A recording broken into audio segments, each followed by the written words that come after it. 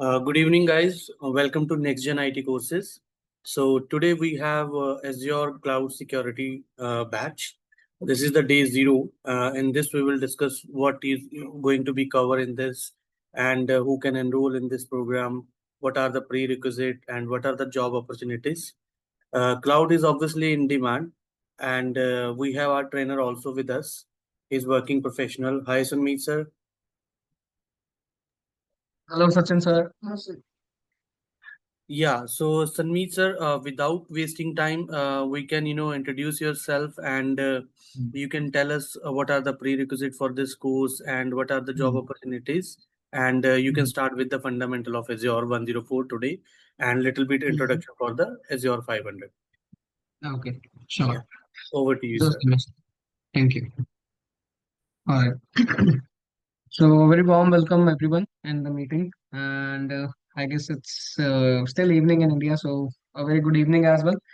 My name is Sandeep, and I have over 12 years of experience. And I started my career as, working with the Windows servers, SCCM, and certain technologies like Amdocs, various management and configuration services. Then I transitioned my journey to Microsoft Azure, where I got introduced to Microsoft cloud computing concepts, basically Microsoft Azure only, which is my core domain. And here I possess multiple certifications like AZ-104, AZ-900, AZ-305, AZ-204, and apart from this, I also have a certification for Power BI as well, which is PL300. Okay. So these are all the certifications, and now I'm working as a full-time Microsoft certified trainer. Okay, so that's all about my journey, how I got introduced to Microsoft Azure and the basic cloud computing concepts. Right now, talking about AZ-104. So let me just quickly share my screen with you guys, and just give me a second. Sir, I would request you to speak little louder or you can, speak near about the mic also, whatever is Is comfortable. it? Are you able to hear me now, loud and Yeah, clear? we can hear you, but if it is possible to little louder. Mm-hmm. Yeah. Okay, okay. All right. All right, so just give me a second. I'll share my screen with you and I'll tell you everything about the course. What can you expect? What are the prerequisites and what are the outcomes? Why you should go for for this particular course and all the things about it. Just give me a moment. I'm sharing my screen.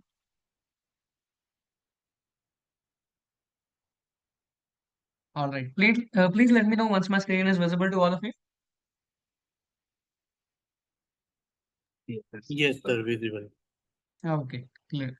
That's nice. So again, as I told you, this is AZ-104, which is an intermediate level of exam basically. Okay. You can see that it is an intermediate level of exam. It's a product of Azure. The role that you get after completing this AZ-104 exam is basically Azure Administrator. Okay. Now, the AZ-104 certification is the industry standard that validates your ability to manage, monitor, and implement the core services of Microsoft Azure. So this course is basically designed to take you from a basic understanding of computing concepts to a functional real-world Azure administrator. Your role, once certified, is to be the hands-on manager of an organization's cloud environment, ensuring that the infrastructure is secure, highly available, and cost-effective. Okay, so as I told you, it's an intermediate level course. While Microsoft doesn't mandate you pass the foundational AZ-900 exam, but you must have a solid technical foundation of certain topics. Let's say what are basics of networking, like basics of cloud computing, like private cloud, public cloud environment, all these basic things. What are on-premise data centers, on-premise servers, and all these basic understanding of what is on-premise IT infrastructure, what is Active Directory, what is a server exactly, what is virtual machines, all that. So that will be a plus for you. So these are all the prerequisites that you need to keep in mind while talking about this particular course. And this course is, as it's written here, it has a renewal frequency of 12 months. Means once you clear this exam, okay, once you clear the one AZ-104 exam, you don't have to pay anything to renew this. Means before 1 year, you can apply for renewal of the exam without paying anything, right?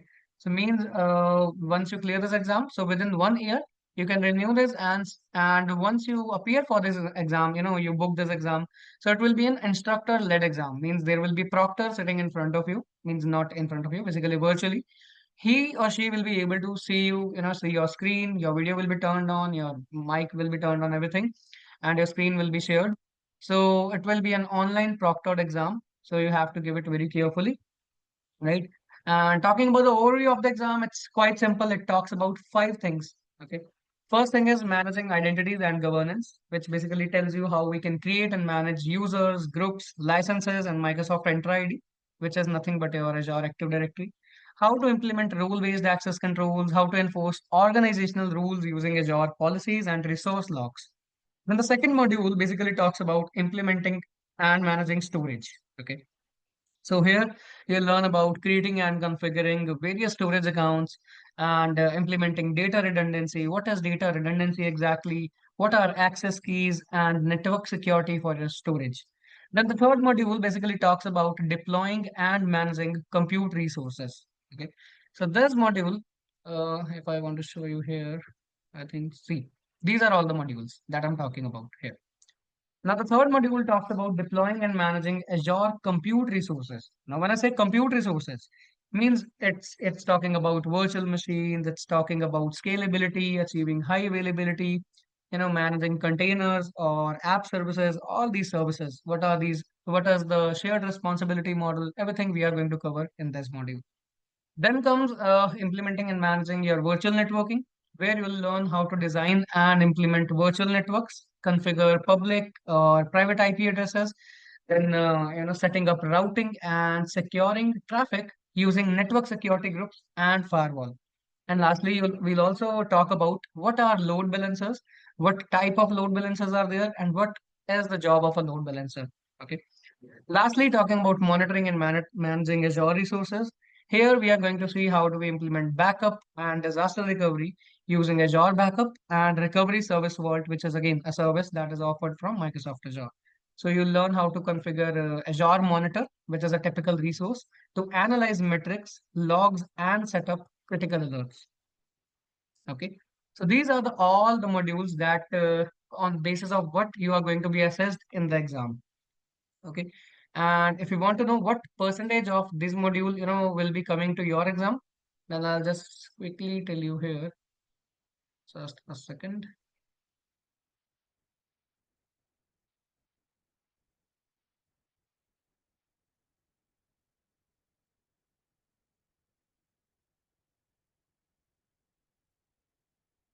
Okay. Please let me know once you guys are able to see my whiteboard.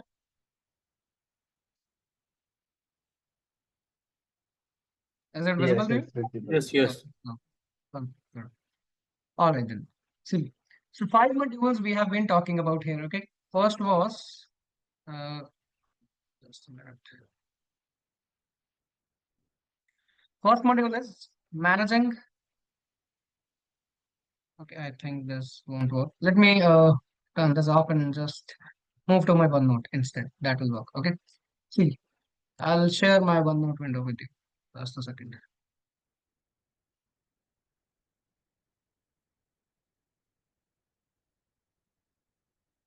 Hope my OneNote screen is visible to all of you.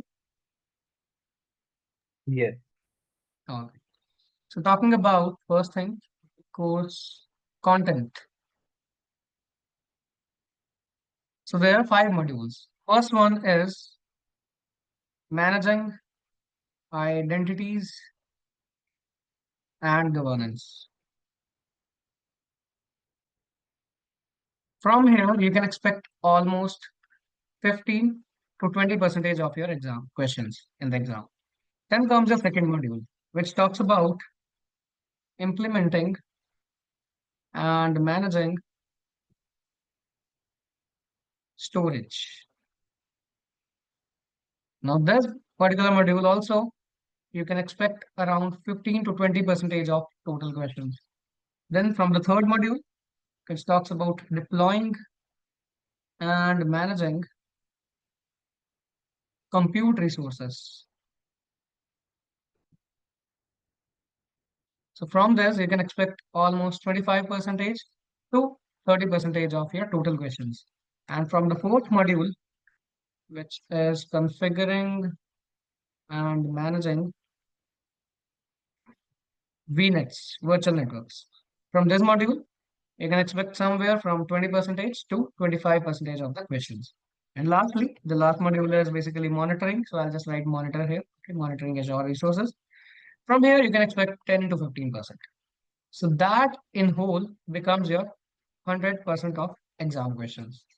So there are usually, 44 questions ranging from 45 to almost 60. So somewhere between that, those are the total number of questions that you can expect in the actual exam, in the AZ-104 exam. Okay. Hope this is clear to everyone. Now let's move forward. Yes, sir. All right. Just to start with all of you, as you know, I don't know any of you guys. So if you could just, like tell me, like which background are you from? Anything about yourself? Like what kind of audience I'm dealing with here? If you maybe have any knowledge on Azure before this, if you have done AZ-900 or anything. Hey Sunmeet, let me start. I'm Hmm. Dinesh Daswani. I Okay. am working in industry from last 10 years. I'm a Okay. network security specialist. Along Okay. with that, I do have experience on endpoint security, Okay. audit and compliance, OT Okay. security as well. Okay. So That's. my plan to join this course is I just want to add one of the skill in my CV, Mhm. and that I am not like I'm not going to limit myself in Mhm. AZ. I'm also going to Mhm. go for this AWS security as well. Mhm.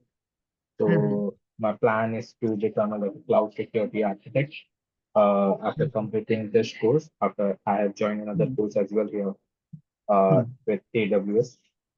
Okay. So we Wonderful. have sorry. All right. Wonderful. I said wonderful. That's nice.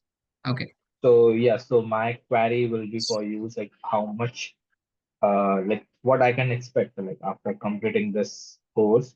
Uh, like can I be start taking the interviews for cloud security architect or no? Like I need to be focused more on other another things as well. I need to prepare more for, to become that kind of See, expert in cloud security. see, absolutely. That's a nice question. So see, passing your AZ-104 exam, this Azure Administrator exam, is a significant achievement that certifies your practical skills in managing core Azure infrastructure. If Mhm. you are looking for a job such as system engineer, cloud consultant or cloud engineer, something like that. So absolutely, the certification directly opens doors to several high-demand job roles across the tech industry. So Sachin, sir must have guided you for this as well. That these, this passing this exam can bring you a lot of opportunities and a lot of good jobs as well with high-paying jobs, right? And the AZ-104 certification, as I said, it validates the skills needed for roles focused on implementing, managing, and monitoring identity governance, storage, compute, and virtual networking in a cloud environment. So absolutely, it's not like an AZ-900, which is a fundamental and a basic course. It gives you in hands, on what do I call it, like in practical knowledge as well. Right? You must have, you should be having hands-on experience after this as well. Okay.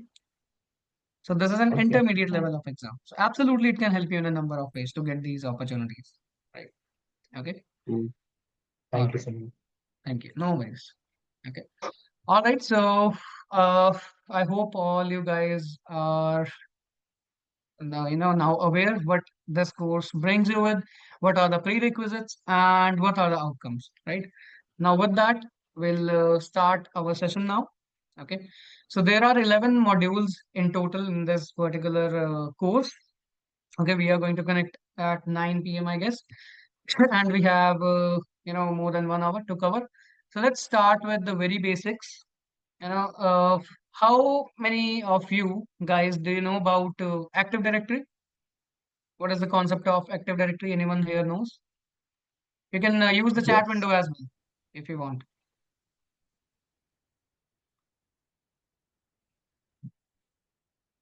Okay, Dinesh knows about it. Pawan knows about it. That's nice. What about others, guys? If you don't know, just write no. I'll be explaining everything, but still, I just want to get gist of what kind of people I'm dealing with.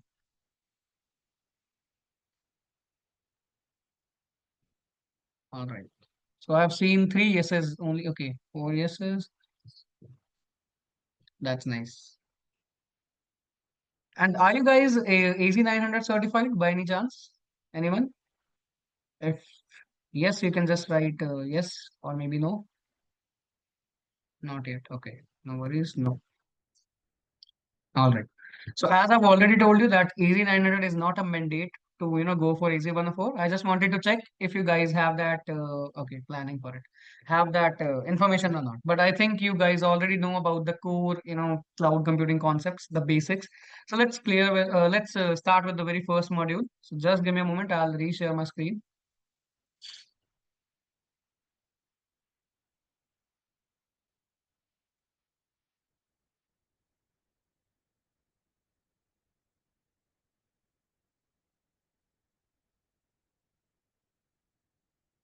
All right. So let me know when you guys are able to see my presentation.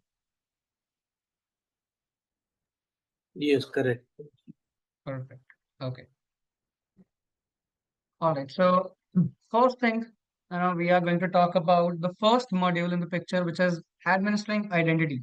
Now, do you guys know what I mean by identity? What is an identity? First thing.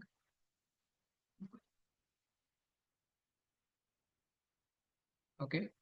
You can answer it like you can unmute yourself and you can let me know what's an identity. So identity, in a way, you can say, suppose one of the user has hired in a company. Hmm. So he get one his user ID, unique user Hmm. ID with his lies to himself only.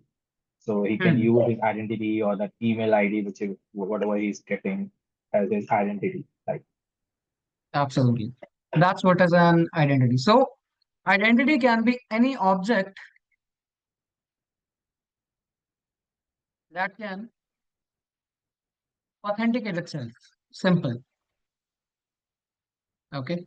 Let's start with the very beginning concept. What is an identity?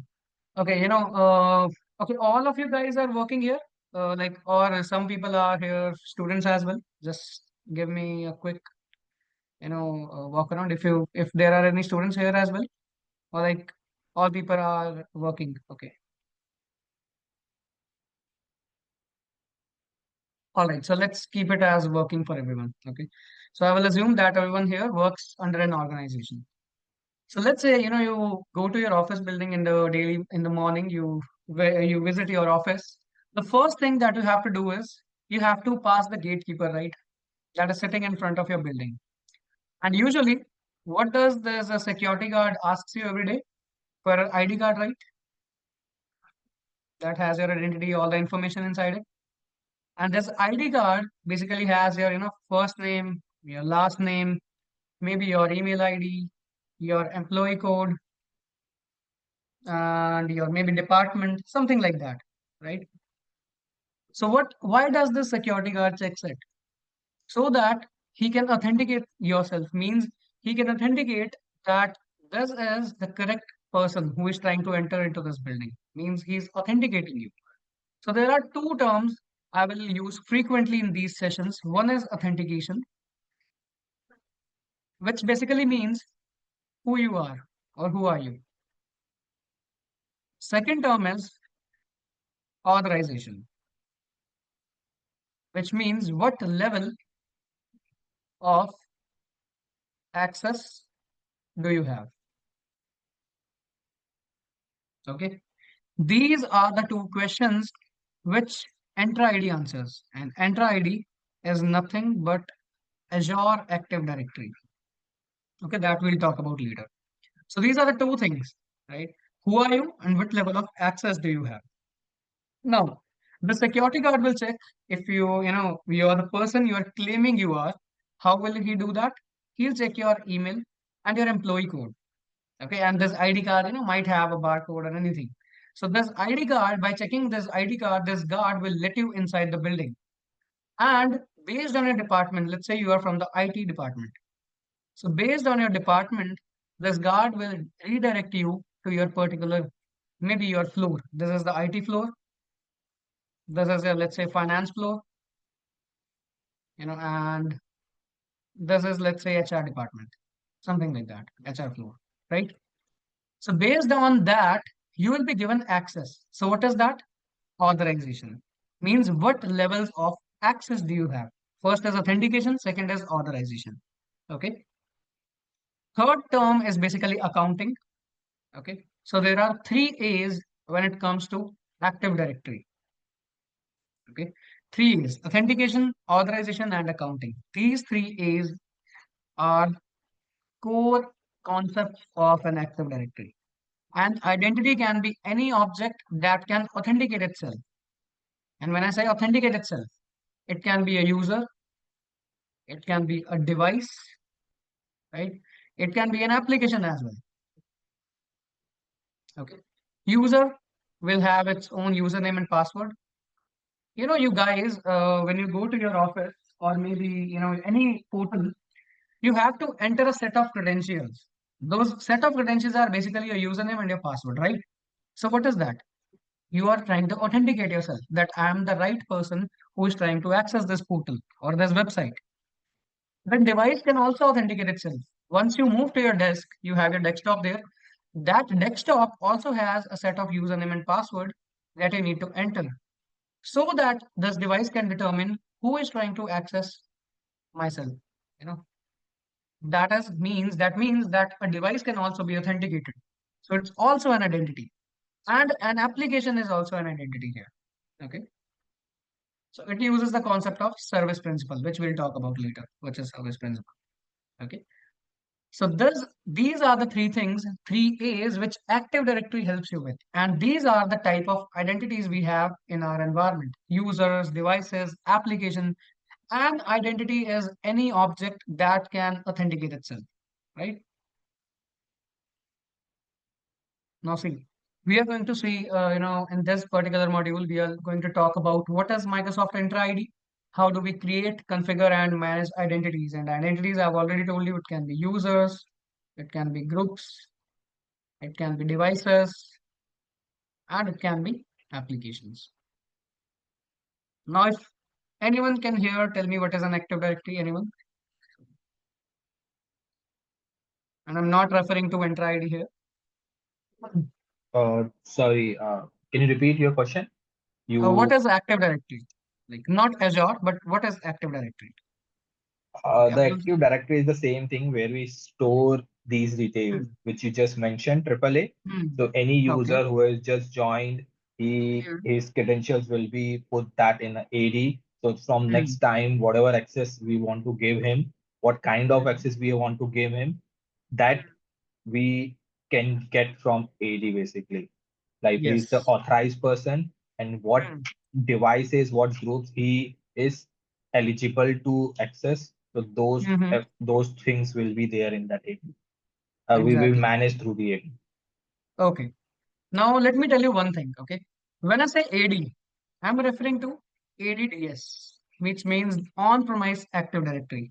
And when I say on-premise Active Directory, assume that there is a server, a Windows server, and on this Windows server, let's say this is a Windows Server's 2022 edition. Okay. Hope you guys know what is a Windows server.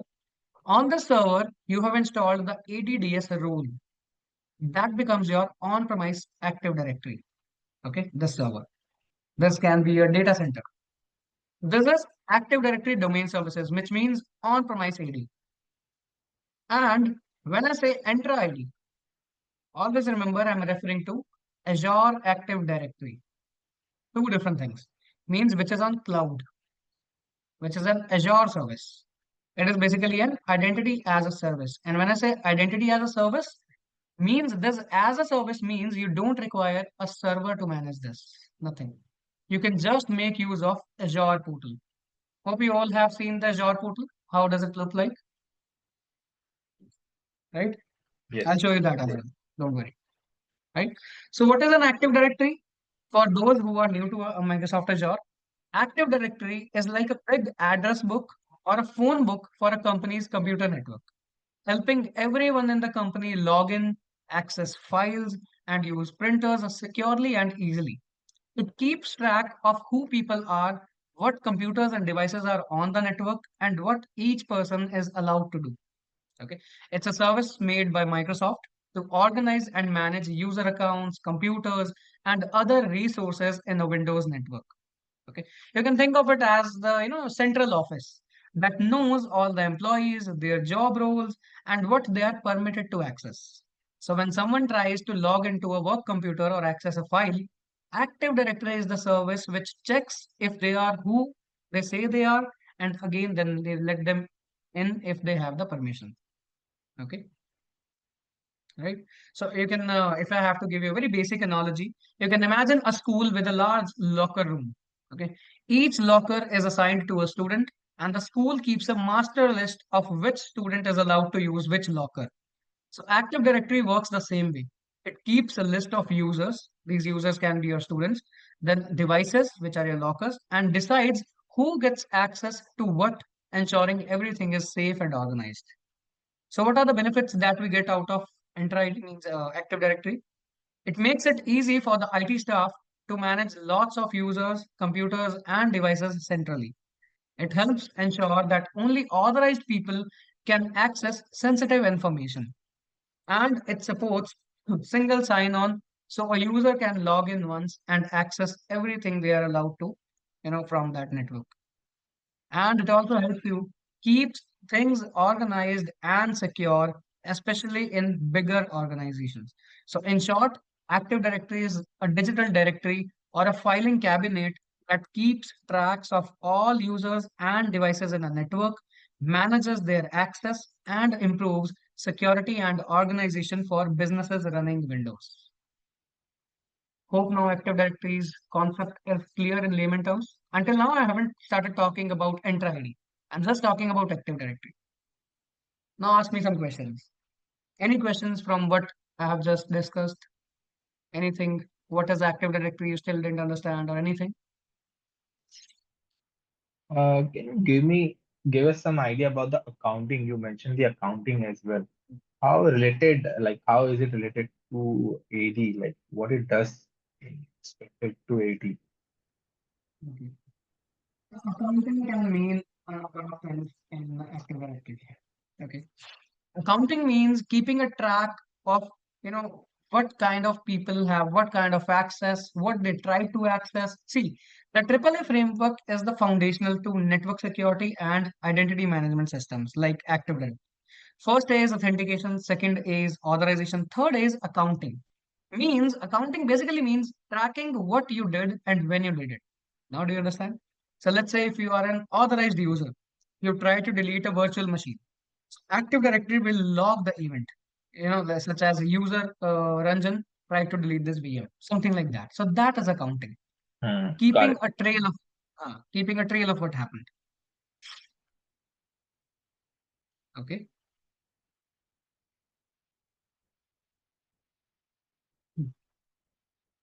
Now, before we go ahead, please, tell me, guys, do you get the concept of Active Directory? And see, we want to make this session very, interactive. So I want you people to answer me. If you have any questions, you can either put it in the chat or you can just let me know. That will be much easier. So all of you understand what is Active Directory now? Yes. Okay, Yes. okay, perfect. So now if you want to see how an Active Directory architecture looks like, so I'll show you that as well. Let's go back to a new window, just a minute.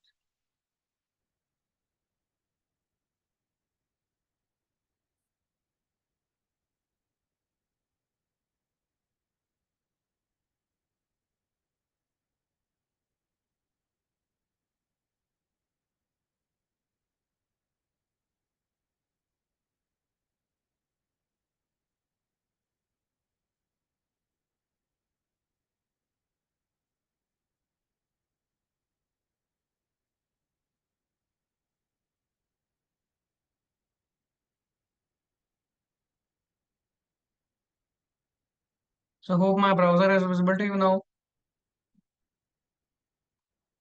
Now if I write here, Yes. Active Directory. Okay, you can see that it's a directory service developed by Microsoft that provides a centralized way to manage and secure network resources, including user accounts, computers, and applications. Very simple approach. And if you want to see the overview of this, here, see that.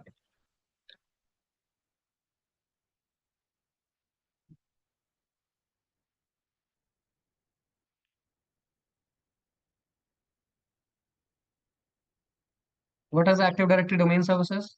It's a hierarchical structure that stores information about objects on a network and an object that can authenticate itself.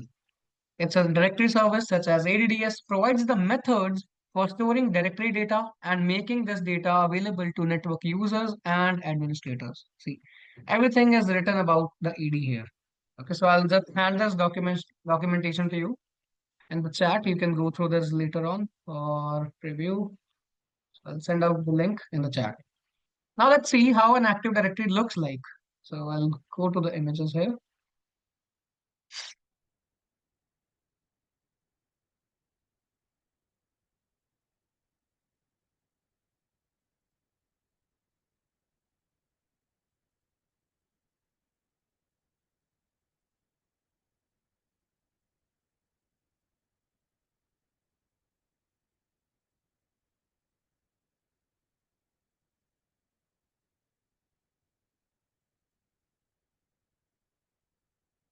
Can you guys see this image?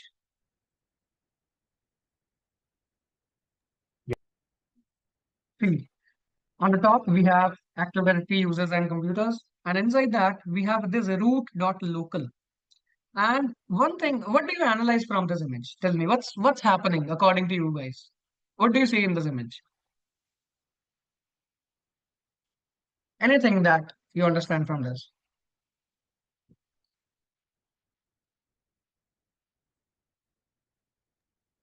Satya Nadella is part of IT admin. Okay. So who was that? Let me see. Dinesh. Dinesh. Okay. Okay, guys, if you are comfortable in Hindi as well, you can just tell me whatever, you think about it. It's not like we only have to talk in English here. Okay. See, so this gives you a clear picture. So Dinesh said that, if I'm pronouncing the name right, Dinesh said that Satya is a part of IT department. Okay. As you can see, Satya Nadella, display name, office number, and all these things. Now, what I'm trying to show you here is this is the Active Directory console. Okay, you have got Active Directory users and computers, and there you've got root.local. This root.local is basically your primary domain, your forest. Okay, and inside that forest, you have your computers, you have your groups, and you have organizational units. See, you have multiple groups. You have development, executive management, finance, IT, legal, marketing, research, sales. All these are different departments, maybe. Okay. And these groups have users inside them. Michael Brown, Satya Nadella, Saul Ahmed, Sean Parker, all these. And they have their job titles, all these things. So this is a very classic example of how an Active Directory environment looks like. So what do we get from this? Let's draw this here. So when we are talking about the ADDS structure, what we have seen here, first up, we have got, your domain. Okay, I'm not sharing my OneNote window, I guess. Just a minute. I'll do one thing. I'll just share my exact screen from here. Okay, hope OneNote is visible to you now, right? Yes. Okay. So what we have seen here in this particular example is that if we talk about ADDS, so we know that it is an identity access management solution, right? And we have a forest. Okay, so it starts with three A's. It follows the principle of three A's. So we have a forest here. That forest, inside that forest, we have our domain. And domain is basically our organization, which in the example was a root.local. So let's say your organization is abc.com, something like that. Okay. And inside that domain, you have a tree-like structure. Inside that tree, you have your domain controllers, You might have your OUs, your marketing OU, then your sales OU, different organizational units. And then these organizational units have people inside them, have identities. Identities can be, again, your computers, user, anything. I'll write here. Users, devices, anything, right? That's what we have seen. Now the protocols that this AD follows for authenticating its users. See, whenever we say, AD, the gatekeeper authenticates you before you're trying to enter into the building. So what is the protocol? That security guard checks your ID card. So that is his protocol. If we talk about it in technical terms, the protocol that ADDS means the Active Directory Domain Services or on-premise AD. You can also call it as on-prem AD. The protocols that this on-prem AD uses is LDAP or Kerberos for authentication and authorization. Okay, always remember that authentication or authorization. These are the protocols. Now we have observed that it follows a hierarchical structure. Everything is flowing something like that. So it follows, if I write here, a hierarchical structure, right? That's what we have observed from this particular image here, right? See, there is your root local, which is basically your, xyz.com or abc.com, your organization. Inside that organization, you have your multiple groups, your computers, your groups, your users, organizational units, all these things. Okay. Now let's see how an Entra ID looks like. So for that, I'll take you to this Azure portal. Hope my Azure portal is visible to you, like my Edge window is visible to everyone. Yes, yes. Okay, okay, perfect. So see, this is your Azure platform, Azure portal, whatever you want to call it. The simple link to access this is portal.azure.com. Now here we have a concept of Entra ID. Okay, this Entra ID is completely different from Active Directory, which is on premises, which is ADDS. Always remember that. So when I say Entra ID, I'm referring to the cloud Active Directory, or Active Directory. When I say ADDS, or normally when I say Active Directory, I'm referring to ADDS. Okay. Now there are a lot of differences in both of these two. Okay. This is how your Entra ID looks like. It doesn't follow hierarchical structure. Instead, it follows a flat namespace structure. Okay. I'll quickly tell you the concept of Entra ID.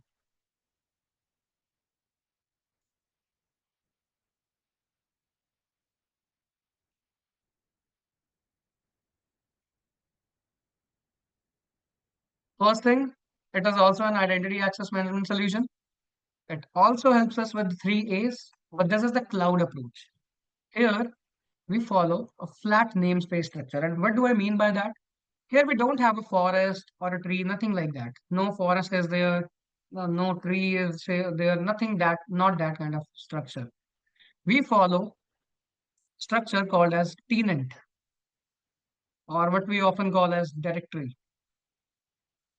So this tenant or a directory represents a single organization, means abc.com. And inside this tenant, you can have your users, your groups, devices, anything. And nothing is following this kind of architecture, something like this, that we had in your Active Directory on premises. Okay. Now, what are the protocols that Entra ID uses for authentication and authorization? For authentication, it uses Open ID Connect, which we call as OIDC.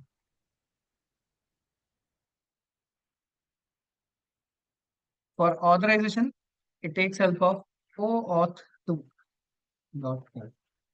This is the protocol. Okay.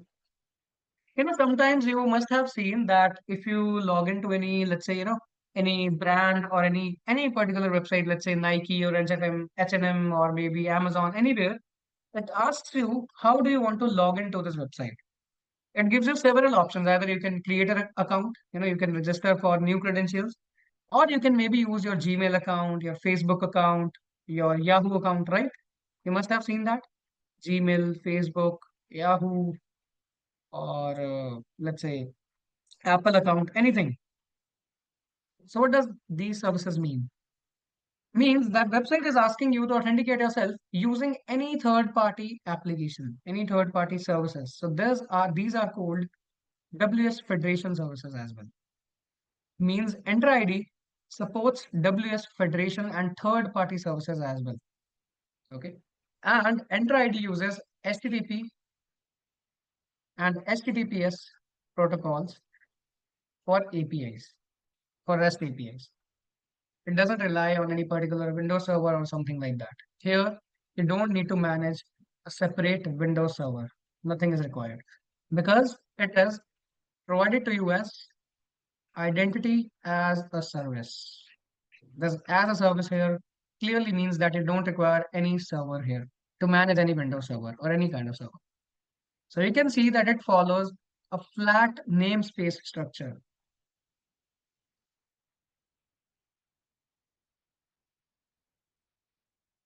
You don't have any concept of OUs, any group policy objects, nothing is there. It follows a flat namespace structure. Hope you get the point, what I'm trying to say here. So now that you know the basic differences, not even the basic, each of the differences between what is an Active Directory and an Enter ID. Now let's move forward. Okay.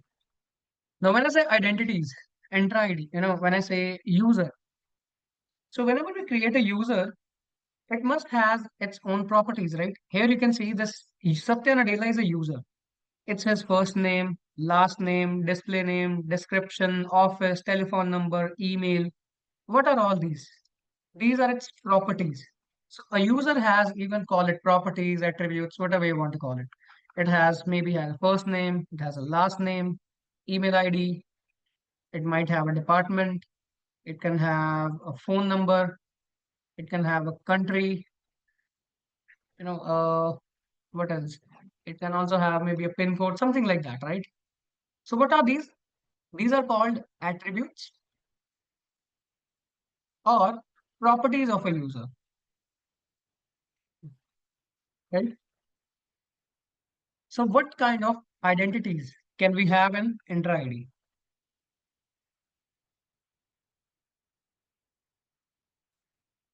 There can be three type of identities. First, we call them as cloud identities or members.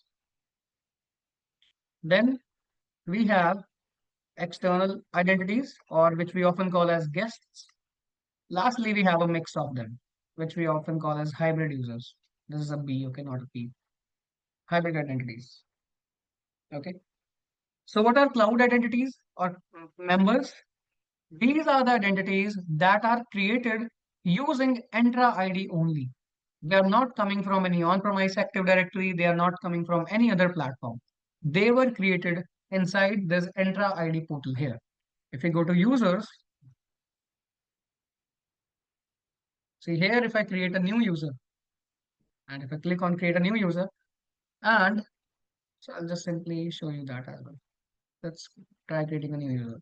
So first we have to give him a principal name. Let's say this is user, what do we call it? 01. Okay. Display name, I'll keep it as same 01. Okay, or I'll just keep it as this. And you can opt if you want to automatically generate a password for this, or you want to manually give a password. So I'll just give it as admin at 12, not 12, just a minute. Admin at 9390, something like that. A complex password. See that? So this is the password for him. Next up is properties. See, all the attributes that you want to set up for his user. So let's say I set up his name as same user 01 slash underscore n. Okay, user type is a member, is not a guest. Job title, I'll give him department, I'll give him as IT. He's coming from the IT department. If he has an employee ID, you can put it here as well. Let's say his employee ID is 001, hire date, all these things. his address, mobile number, all of these details are his attributes or his properties. What is the usage location means where this user will be using our services. Let's say he is using from India only. Done. Next, we want to add him into a group. We'll talk about groups later on. Now I'll simply create this user. Can you see that how easily I created a user in Enter ID? See, he's there. User 01 n at the rate Jagmeet 1990 at the rate on Microsoft.com. So what is that? That is his primary domain. Okay. If I go to this is the primary domain, means my company name. Here you can, here it is written as on Microsoft.com. It can be anything. It can be, if you register your custom domain here, it can be maybe xyz.com, abc.com, anything. Okay. But for that, you have to register your custom domain here. By default, Microsoft gives you this name, .onmicrosoft.com. Okay. So now this user has an identity in our environment, in our entire enter ID. See that user 01s underscore n. And if I want to see his properties, see what are the properties of this user? Go to your properties here. See, display name, first name, user principal name means his email ID that he'll use to log in, his address, when was this user created, all these things. Department is IT, employee ID. Is he coming from on-premises? No. See that? All these things are available. So what is this? That's attributes or properties of a user. So what kind of identities are there? First, I showed you a cloud member. And if you want to make sure he's a member, just go to overview here and you'll see user type as member. He's a cloud member, means he was created inside this Entra ID only. He's not coming from any on-premise Active Directory or anywhere else, right? That's his identity. He's a cloud member. Now, the same way, let's say I want to invite some external user. Okay. Now, what is an external user?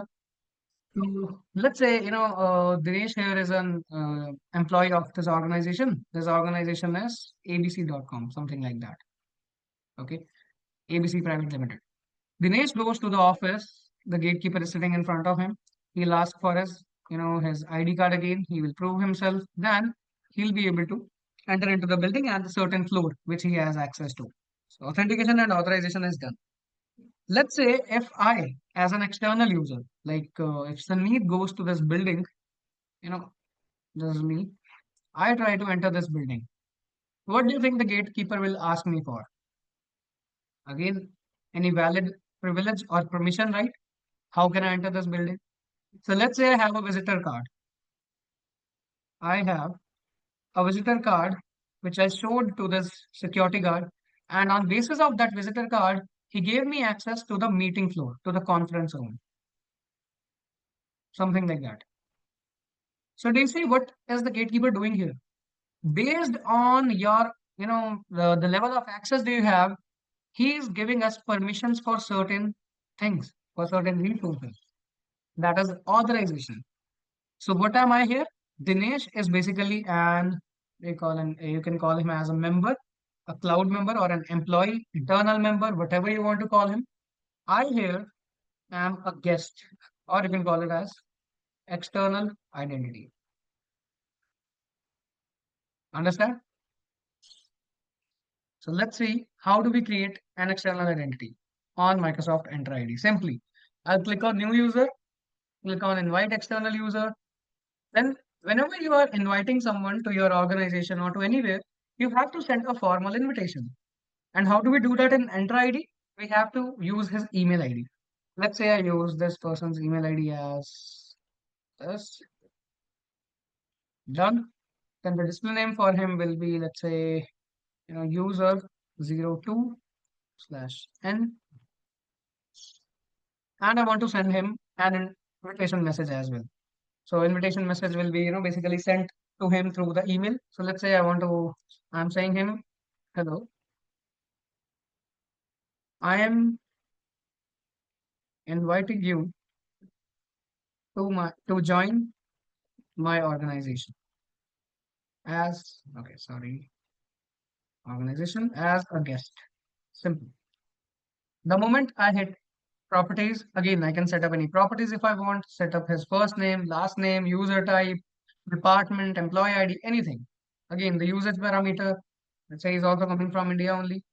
Next, next. And the moment I hit invite, a formal email would have been sent to this user. Okay. A formal email would have been sent to this user telling him that you have been invited for this to join this organization, to join this domain. Which domain? This domain, default directory. And the name is this gmail.onmicrosoft.com. Understandable?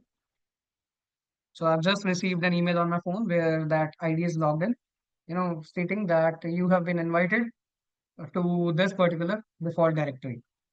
And the message is also displayed there. So do you understand what is an external guest? This can be your stakeholder, any, let's say if this abc.com has a project working with, various employees or various people outside the organization. So they can invite them as guest members, external identities, right? That is your second type of identity. First is a cloud, second is an external, third is a hybrid. Some organizations are there who say that we are using our ADDS, means our on-prem Active Directories. We are using a Windows server where we have hosted this ADDS role, and we are using that to authenticate and authorize our users. Perfect. But now that organization says that we are going to move to Azure Cloud, means we are going to start using Entra ID for this purpose. So means we are migrating our users, our devices, permissions, everything from here to here, right? So what is that? Hybrid identity, which means an identity means a user or a device which came from an on-premise Active Directory or which is still a part of Active Directory domain services as well as Entra ID as well. So do you understand what I'm saying here?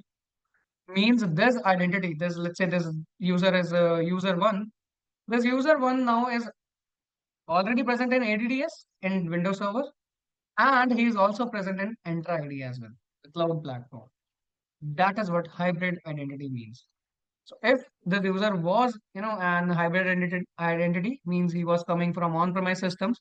So there, here, you must be seeing a yes here, but still it's a no, right? See, these users, this is a member and this is a guest. So hope you understand the differences between what type of identities we have, everyone. So Sunmi, so when you were creating the internal user, like an intra ID user, Mm-hmm. there you were getting two options, member and guest, right?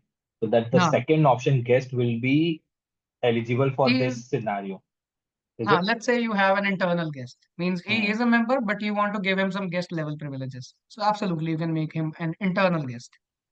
Okay, but in that case, he won't be considered as a member, right? Yeah, We absolutely. will consider as a guest, but the Guest. same process. Okay. Yes, yes, yes, the same process. Okay. Thank- Let's say there are some interns who join your organization for a few time. So that can be a very best example for that. Internships, right? Okay. So any questions until now? Anything from Intra ID? Anything that I've told you or I've showcased?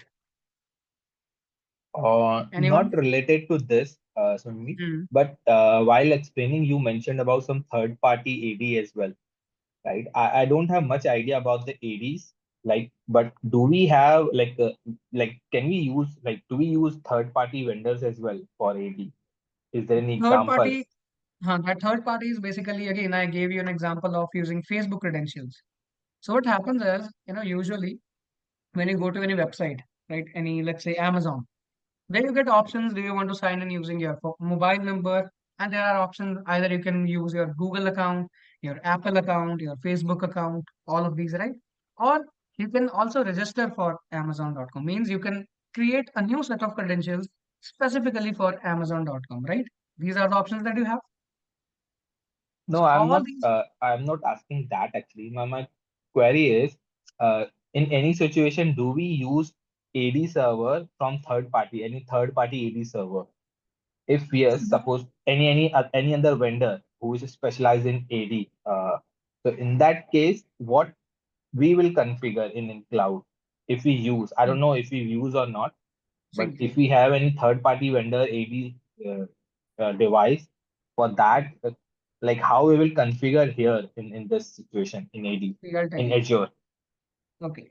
Now, whenever we say third-party vendor, so again, you're talking about, a Windows server. A server will be there where you must have installed an ADDS role, right? That's it. So Mm-hmm. that's again an on-premise AD. Absolutely, you can make use of on-premise Mm-hmm. AD to give access to resources, but that depends upon business requirements. Sometimes it happens that some organizations are there, some companies are there. They say that we have our, legacy applications, our very old applications that do not support current protocols, such as this OpenID Connect or OAuth. These protocols, these my applications do not support that. So what are the options for them? Again, they can authenticate their users from on-premise AD, but still they can migrate their users from on-premise AD to Entra ID as well. So absolutely on any third-party AD. So whenever we say any third-party AD, what we are referring to, a simple server would be there where an ADDS Mm-hmm. role will be installed. Same thing. So yes, Mm-hmm. absolutely they can use their any type of AD if they want, Mm-hmm. and yes, they can do that. Got it. Okay. Yes. Any other questions? Guys, hope you are able to understand what I'm trying to tell you here because only one person is asking questions here. So I just want to make sure everyone is on the same page.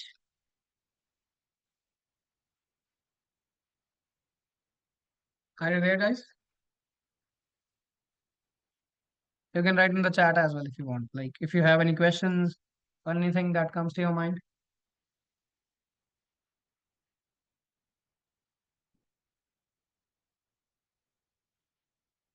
Okay.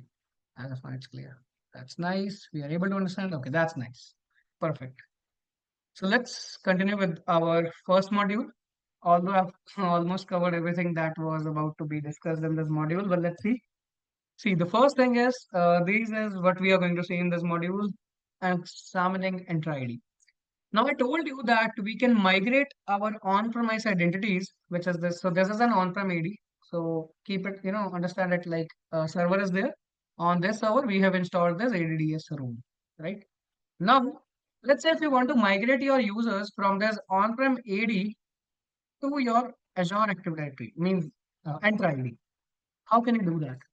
So there is a simple tool which is known as Microsoft Entra Connect. This. With the help of this tool, you can migrate every identity, every user, every group, every password, everything to your Entra ID. That the name of the tool is Entra Connect. Okay.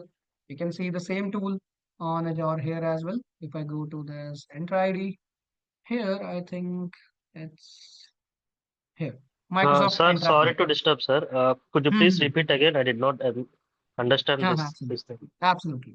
See, let's say you are having on-premise AD, okay? This is your on-prem AD. Means you are having a Windows Server 2022 or anything on which you have installed your ADDS role and you want to move your users. Let's say you have some users present here, some identities. You want your users from this AD to Entra ID, to cloud environment. How can you do that? The tool that you have for this is Microsoft Entra Connect. Means for migration. Okay. Now hope you understand. Yeah, in on-premises, we will get the option called Enter ID Ah, Connect. Okay. yes, yes. So you Okay. have to Understand. install an agent. You have to install an agent, and the name of the agent is Entra Connect. This. Yes, yes, sir. See, Yes, I got it. I got it. yes, yes. Entra Hybrid Identity Solution spans on-premises and cloud-based capabilities, creating a common user identity for authentication and authorization to all resources, regardless of their location. Means doesn't matter they are present in on-premise, they are present in Entra ID, wherever they are with this particular tool, Entra Connect, you can migrate these users, these devices, their passwords, their credentials, everything to Entra ID. So what is it? Entra Connect has a set of tools and features that is used to sync your on-premise identities to Microsoft Entra ID, which can then be used to access your cloud applications. Simple. If you want to learn more about this, so I'll just do one thing. Okay, just a second.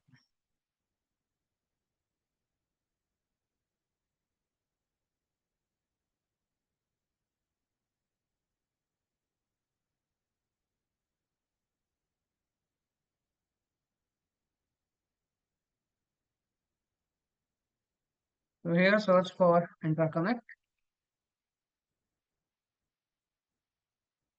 So this is a tool that you can download on your agent, means on your server maybe. But if you want to learn about this, see, this is the one thing. What is Microsoft Intraconnect? So this document will give you all the required information. What is Intraconnect? How do you use it? When we should install this? Every information will be there inside this document. And guys, make sure whatever documents I'm sharing with you in the chat now, just to make a note of them. Make a note of all the links, all the documents inside it, maybe your Word desktop or anywhere, because these documents will be helping you out so much. Okay, if you want to learn about what is Intraconnect, let's see. This is what we are talking about. What is Intraconnect? It is an on-premise Microsoft application that is designed to meet and accomplish your hybrid identity goals. Okay, have you guys ever used have you guys ever used iOS, your iPhones? You must have used it, right? Everybody has used iPhones once in a lifetime. Have you tried to move your data from maybe from one iPhone to another iPhone, or maybe from one Android phone to your another iOS phone, your iPhone? You must have heard about an application named as Move to iOS. Has anyone heard about it? Move to iOS. So what is that application? That with that application installed on your phone, you can sync everything that was there maybe on your Android phone or your previous iPhone to your new device. Do you know that? So that is something like Intraconnect as well, the same kind of concept. You can synchronize your each settings, your everything that was there in your on-prem AD to your Entra AD without any manual intervention. See, okay, and this video will also guide you properly on this. What are the features that it talks about? Everything. Okay, then what is Intraconnect Health?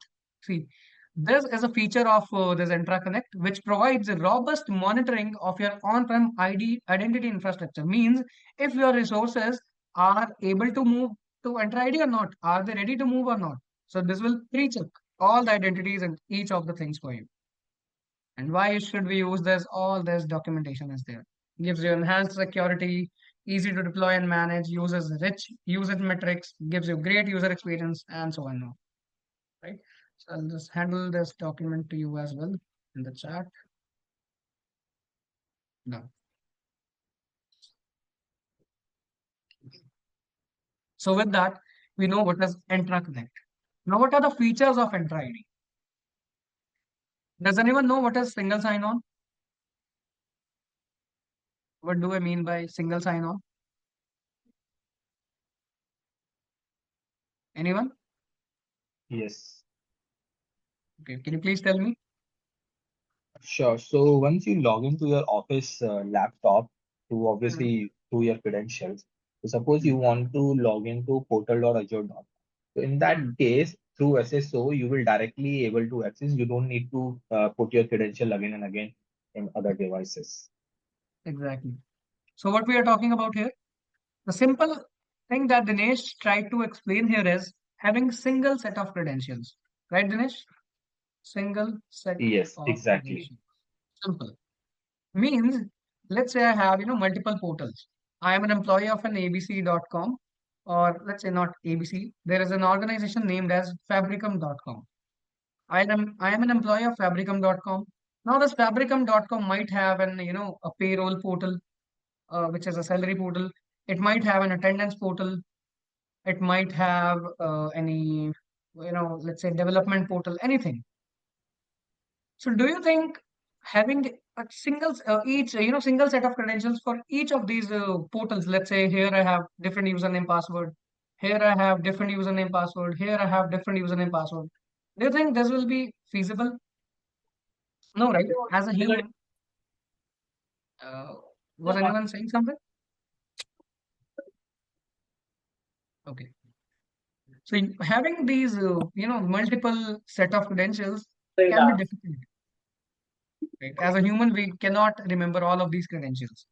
So what do we have here in Entra IDs? Single sign.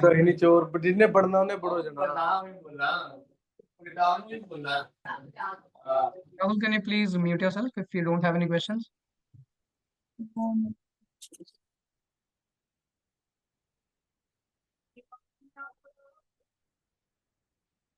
Okay, just a minute.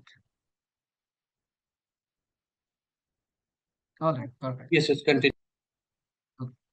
So single sign-on basically means having single set of credentials to access all of these portals inside your organization. Means eliminating the need to have multiple username and passwords. All of these portals will be accessible with a single username and a password.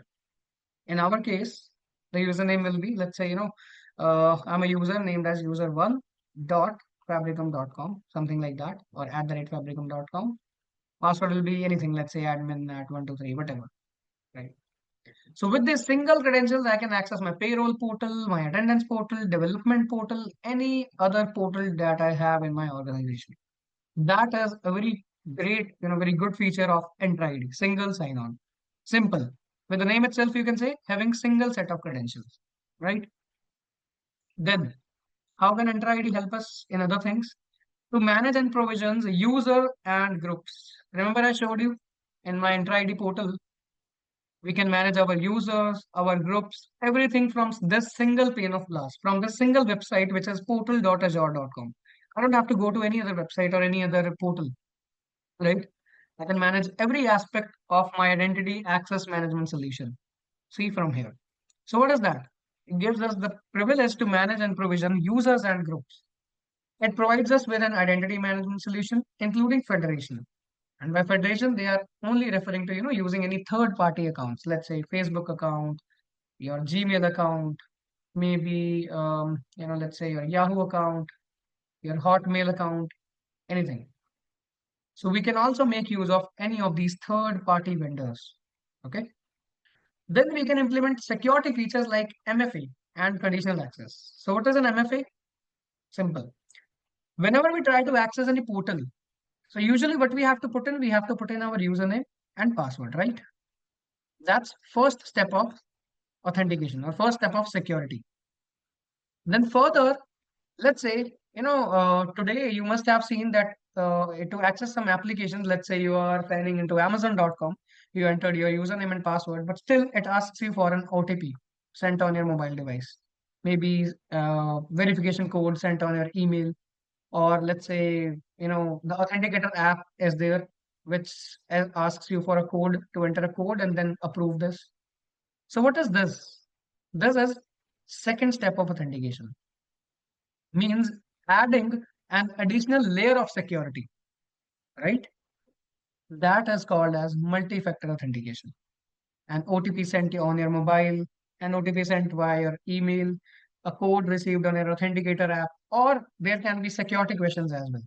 Sometimes some websites say that you have to enter your security questions, like which year you were born, which city you were born, what's your first name, something like that, right? That's your multi-factor authentication, or some people also call as two-step verification, right? And what is conditional access? See, conditional access, from the name itself, we know that giving someone access based on a particular condition. Let's say I am as in fabricum.com, I am an administrator here. I say only people connected from India, they can only access my portal, my payroll portal or any portal. So what is that? If and then condition means if this user is connected from India, and how will I make sure about that? Maybe tracking his IP address from here is, or from which device he is trying to access, right? So that is a condition, conditional based access. Or let's say if this particular, if this particular is a cloud member, is an cloud identity and not a guest, then only give him access, something like that. Again, a conditional access, right? So giving someone access to your resources, this resource can be your portal or anything, based on a certain condition, ultimately becomes conditional access. Now, any questions from this slide? Anything that comes to your mind? Anyone? Nothing? So me, So Hmm. I got that Microsoft Entra Connect feature. Hmm. Basically, it's a agent which we need to install and Huh. app like a on-prem AD server. So this is just a theoretical. So are we going to do that practically as well, or it's just a theoretical we are going to discuss in this What AZ? exactly? Like how we do that See, this practically? installing Entra Connect, it's very simple. You just Yeah, have to download the agent that's fine. and Yeah, obviously it's but, an agent we need to install it, but but after for that, that, I will require a Windows server. So I will have to set up a Windows server and all that. This course basically assesses you on your, administration skills. So uh-huh. absolutely you can do that, but for that I'll need to have a Windows server in place and all these things. Then we can do that. Although if you want to install that agent, that's very simple. The website that I've given Right. you, you can just go to that and you can refer to that document. A video is also there. So absolutely, that is the only reason, because, installing a Windows server and doing all these things, that will be very time consuming. So we won't be Mhm. able to cover the other aspects of the course, which are more important than this. So that's the only That's reason I'm sharing the content along with it, the videos, no, the that's fine. websites. I was Yeah, just asking, like, are we yeah, going to do absolutely, it? absolutely. Yeah. It's always good to ask questions. Yes, I always encourage asking questions. Okay. And I can see that only Dinesh is participating in this. What about others, guys? Hope it's not like everything is going beyond your head. Hope everyone is able to understand. Okay, Abdul is in office. Okay, no worries. What about others?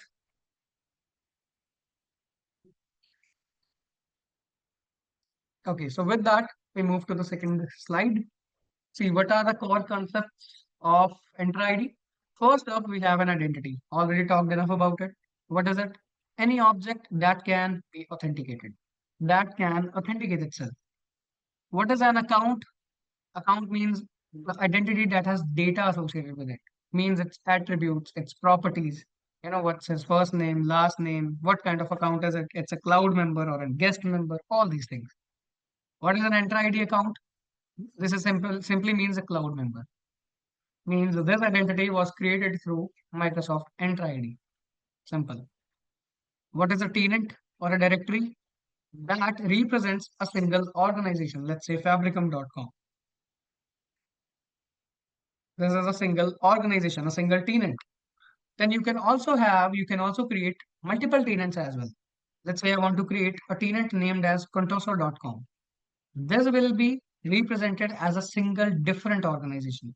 It will be treated as a separate different organization, not something like we have in ADDS, like we have subdomains or something, not like that. Okay. Then what is an Azure subscription? And yeah, one thing I wanted to tell you here is you can also call it as tenant or a directory, whatever you want. These terms are interchangeable. Okay, you can call it tenant, directory, anything. But the concept is that it represents a single organization. Okay. Now, what is an Azure subscription? It is nothing but it is your billing boundary. It is your billing boundary. So if you want to see your Azure subscription, I'll go back to Entra ID. Here, this is my Azure portal. Okay. If you want to see what all subscriptions do I have in my one Azure account, so this is my Azure account. This is amazing1990 @gmail.com. And inside this, let's see.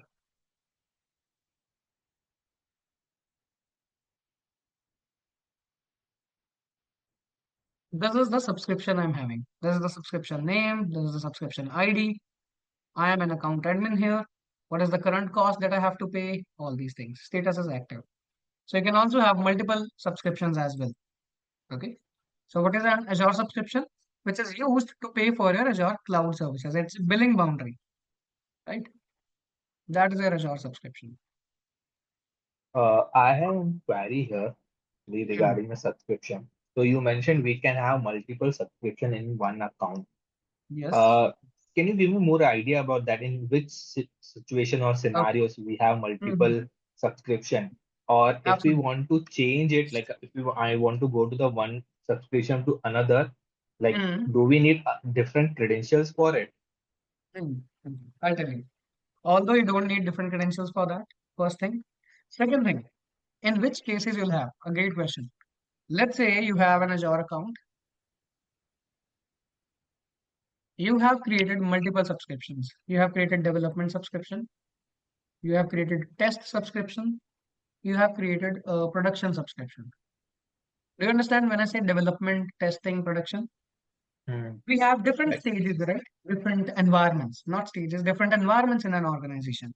So let's say in this development subscription, you have hosted some VMs for development purposes, some databases for development purposes, some storage accounts, and same thing you have done here as well, and here as well.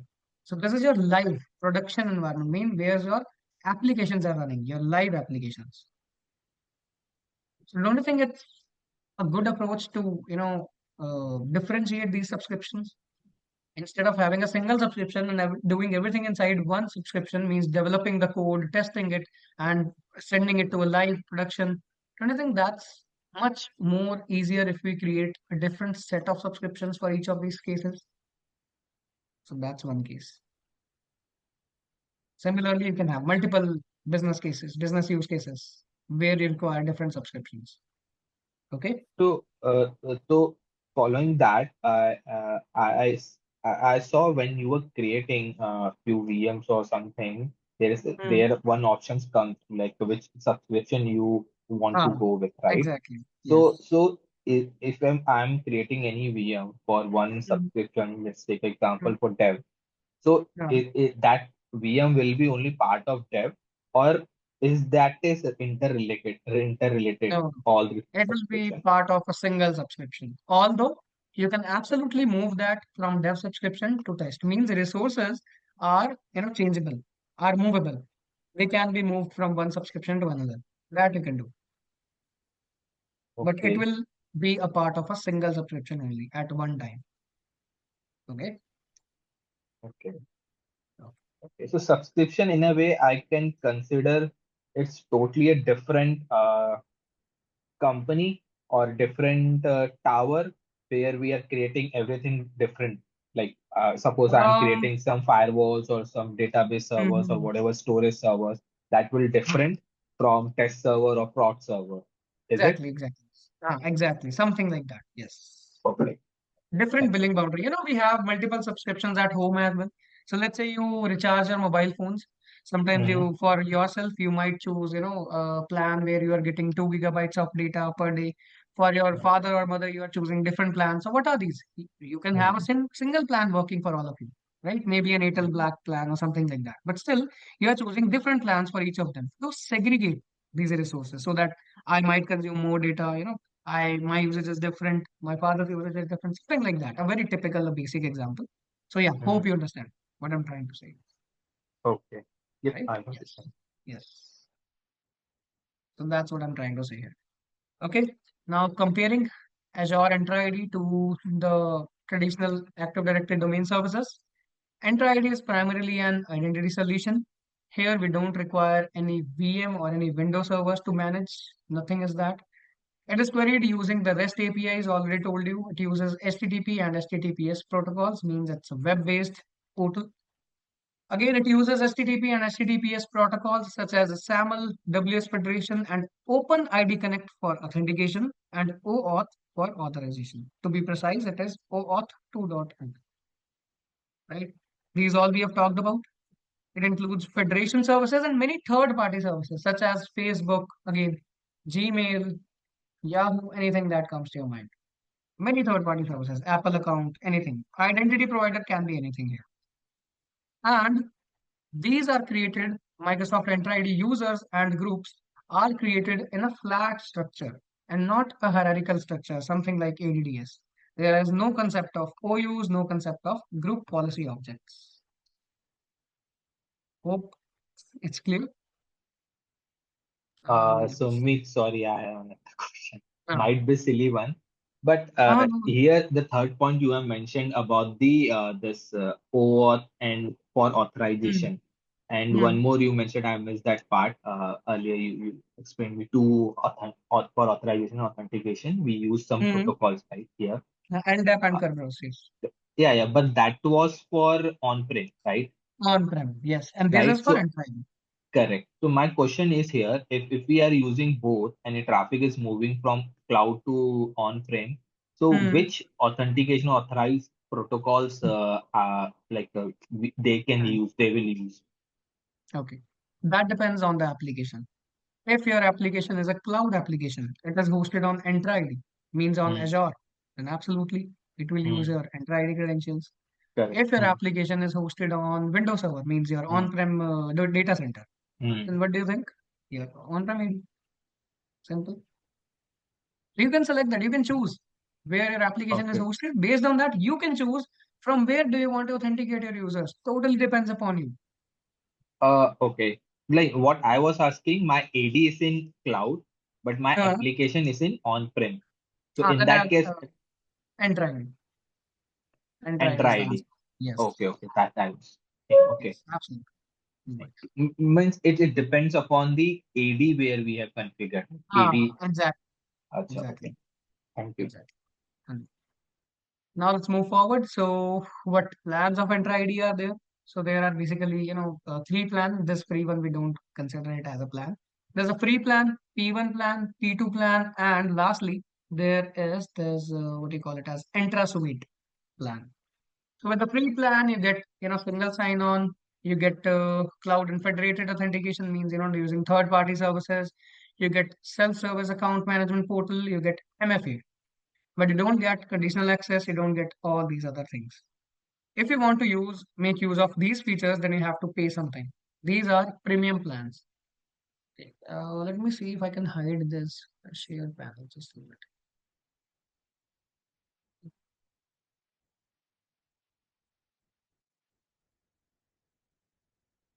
Yes, now it's gone. See, so these two are your premium plans. We call it as premium plans. Premium P1, premium P2. So if you want to make use of all of these features, these and this, then you have to either move to a P1, or if you want to make use of privileged identity management, this feature, a highly important feature, then you have to move to your ID P2 plan. So what does this P2 plan has? What is this privileged identity management? Let's say, I want to make someone a VM admin, means a virtual machine administrator, for 2 hours, 2 hours only. After that, that role should be removed from this person. He shouldn't be able to access my virtual machine or manage my virtual machines. How can I do that? Using privileged identity management. Means this role enables you to use a just-in-time feature or just-in-time access. That is your privileged identity management feature, PIM. Okay. So if you want to make use of this feature, you have to go with P2 plan. That is the only plan which offers this. Or maybe an Entra Suite. So what is Entra Suite for? For people who don't need any of these, but not this until here, not here. Who only need these features, PIM, Advanced Identity Governance. So this is a portal basically, who want this portal and an automated user and group provisioning to apps, then they can go with this particular license. If you want to learn more about these portals or these licenses, so simply search for Entra ID plans and pricing. And this is the website.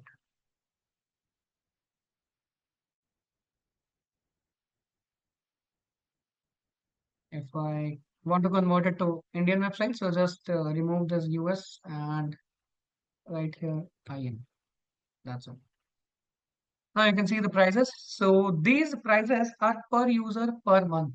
What I mean by that, let's say if you have 10 users in your organization, you'll have to purchase 10 licenses, means 500 into 10. So 5,000 rupees for this P1 license. If you have 100 users, then 500 into 100, which becomes 50,000. So these licenses are per user per month. Okay. So all of these features are written here. If you expand this, you will gain more information on the features. Okay. And so you can see that privileged identity management is not available in P1. It's there in P2 and Entra Suite. So remember that. So I'll just hand this document to you as well. You can go through this. Where's the Zoom meeting?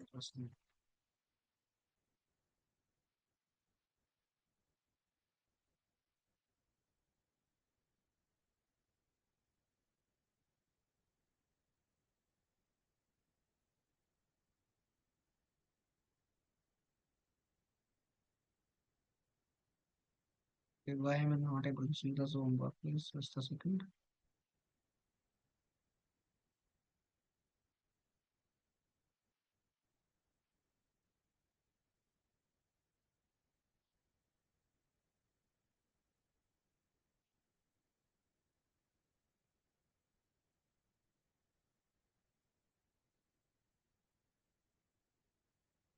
Yeah, here I am.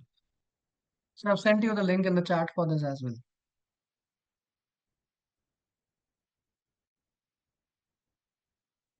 So hope these multiple Enter-ID plans are clear to all of you.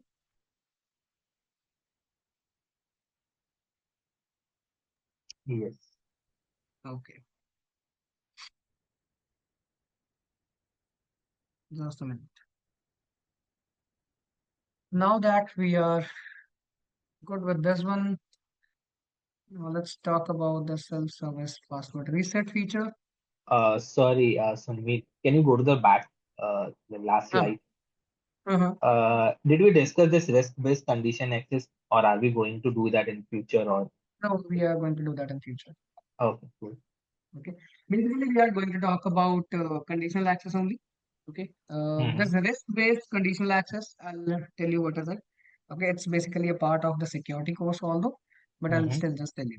Okay. Mm-hmm. Uh, so this based access control in Entra ID is a feature that uses real-time security signals to determine access decisions. So, instead of simply requiring MFA or blocking access outright, it intelligently assesses the risk level of a sign-in attempt and automatically enforces access controls only when the risk is high. So let's say you haven't, configured MFA in your organization. But if you have this enabled, risk-based access, conditional access. So let's say if some user is, trying to access your portal from any malicious IP that you're not aware about. This IP is new to your, organization, to your entire ID. So what this risk-based conditional access will do, it will put that inside sign-in risk and it will automatically apply MFA so that this user has to provide us with a second step of verification, something like that. So that is a risk-based conditional access. Okay, again, it's a premium feature. It's a P2 feature. Perfect. Now, I think we should only, talk about all these. Now, tell me, guys, any queries you have from today's session? Anything? For today, we'll just cover this part only. I think we have talked about enough things here.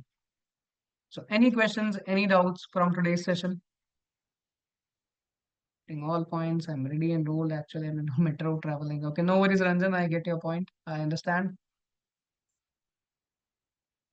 And you can call me Samir. You don't have to call me sir or something. Don't worry.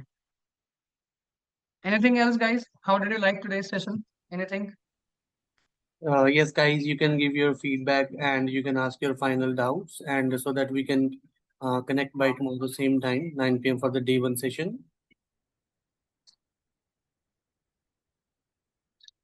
I think it was very informative session, Sunmeet. So I believe all are clear with the question and queries. Okay. So I think we should, connect by tomorrow, 9 p.m., right? Absolutely. Absolutely. Absolutely. All right, Thank then. you. Thanks, everyone, for joining our time. Thank you, Sachin Yeah. sir, for this opportunity. I think Yeah. we'll connect tomorrow at the same time. And until then, have a nice evening. Yeah. Thank you. Thank you, Dinesh. Thank you, Pawan. Thank you, guys. Thank you, Sunmeet sir. Good night. Thank you. Thank you, everyone, for joining. Good night.